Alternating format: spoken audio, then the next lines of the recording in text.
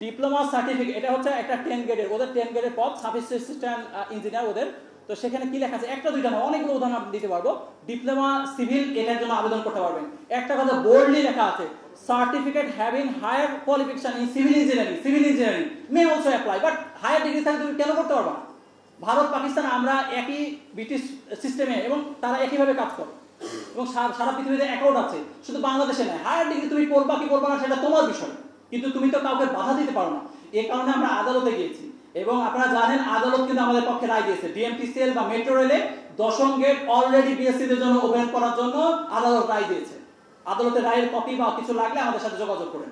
আদালত তো স্বাভাবিকভাবে যদি উচ্চতর ডিগ্রি থাকে আপনি বাদ দিতে পারবেন না, আদালত কিন্তু আমাদের পক্ষে রায় দিয়েছে। কিন্তু এর পরেও দেখতে একটা শ্রেণী শুধুমাত্র এটা আমাদের কোটা, এটা আমাদের অধিকার, এই বিষয়ে জুলাইয়ের পরে আমরা মনে করি কোনো কোটা থাকা উচিত না। আমাদের তৃতীয় যে দাবিটি সেটি হচ্ছে ইঞ্জিনিয়ার বা যেটা ইঞ্জিনিয়ারিং অ্যাকর্ড, যেটা ইঞ্জিনিয়ার কেউ যদি বিএসসি ছাড়া কেউ ইঞ্জিনিয়ার হতে পারবেন না। সুতরাং এটা একটি সারা পৃথিবীতে স্বীকৃত বিষয়।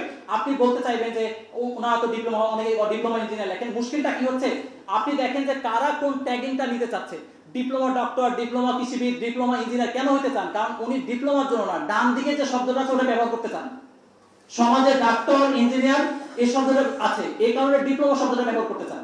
এবং সরকার রুল দিতে আপনি জানেন 2024 সালে বা খুব রিসেন্টলি ডিপ্লোমা ডাক্তার ডিএমএফ এটা ব্যবহার করতে পারবেন না, কারণ এটা দ্বারা মিসলিডিং তৈরি হয়, মানুষের নামে ভুল যায়।